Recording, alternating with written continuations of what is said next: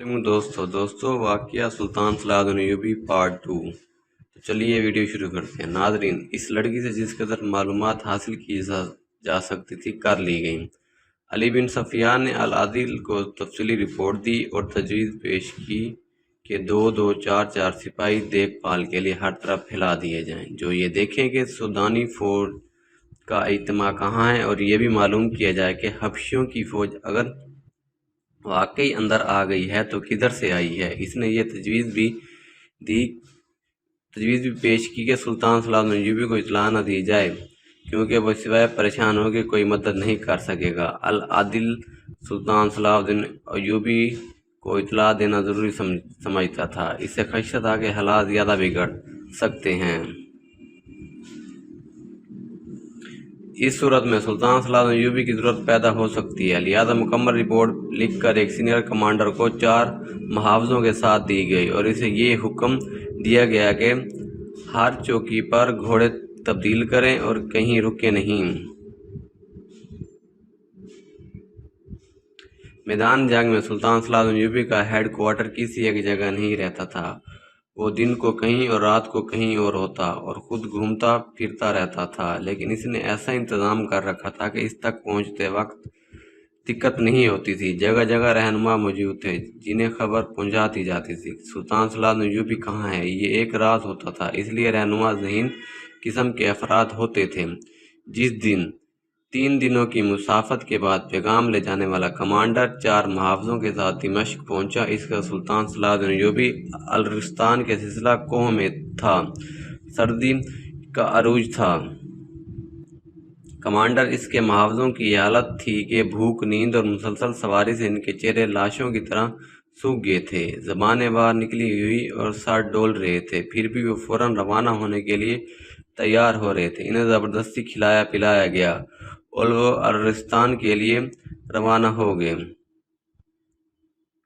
Tripoli का सुलेबी हुक्मरान remand अल-मलिक अल-सालेह की मदद के लिए आया और बगैर लड़े वापस चला गया था, क्योंकि सुल्तान सलाहुद्दीन अय्यूबी ने आगे घात लगाई और उक्कब से इसकी रसद रोक ली थी। उक्कब में भी सुल्तान सलाहुद्दीन अय्यूबी की फ़ौज देखकर रिमांड अपनी फ़ौज को किसी और तरफ से निकाल कर ले गया था। सुल्तान सलाहुद्दीन अय्यूबी ने इसका ताक़ुब मुनासिब न समझा, क्योंकि इससे वक्त और ताकत ज़ाया होती थी।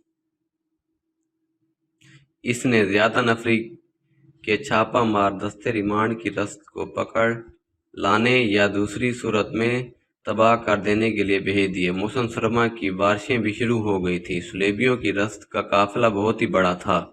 रात के वक्त रसद के मुहाफिज घोड़ा गाड़ियों के नीचे और खैमों में पड़े थे। इन्हें रसद वापस ले जानी थी। अगली सुबह इन्हें कूच करना था।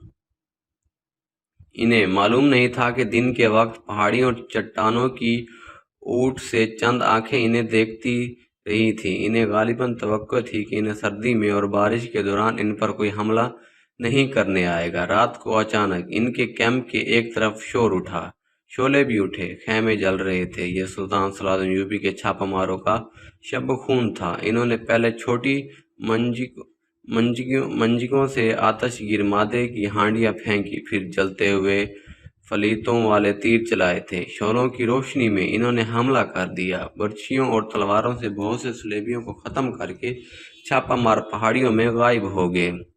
कुछ देर तक करीबी चट्टानों से रस्त के कैंप पर तीर बरसते रहे। इसके बाद छापामारों की दूसरी पार्टी ने हमला किया। सुबह तक 1.5-2 मील इलाके में फैले हुए कैंप में रसद रह गई थी, या लाशें या ऐसे जख्मी जो चलने के काबिल नहीं थे। बहुत से घोड़ों को सुलेबी भगा ले गए थे, बहुत से पीछे भी रह गए थे। छापामारों के शब खूनों के दरमियानी वक्फे में सुलेबी कुछ घोड़ा गाड़ियां निकाल ले जाने में कामयाब हो गए। जो रसद और घोड़े रह गए थे वह सुल्तान सलाहुद्दीन अय्यूबी की फ़ौज ने कब्ज़े में ले लिए। हलब का मुहासरा उठा लिया गया था। सुल्तान सलाहुद्दीन अय्यूबी इस अहम शहर को एक बार फिर मुहासरे में लेने की स्कीम बना रहा था। दिन के वक्त जब छापा मार कमांडर सुल्तान सलाहुद्दीन अय्यूबी के शब खूने की रिपोर्ट दे रहा था, दरबान खैमे में दाखिल हुआ। इसने सुल्तान सलाहुद्दीन अय्यूबी को इतला दी कि काहिरा से कमानदार शख्स पैगाम लाया है। पैगाम कासिद ले जाया करता था। कमांडर का नाम सुनकर सुल्तान सलाह जो भी दौड़कर बाहर आया, उसके मुंह से निकला, खैरियत, तुम क्यों आए हो? पैगाम अहम है, कमांडर ने कहा, खुदायतुल जलाल से खैरियत की उम्मीद रखनी चाहिए।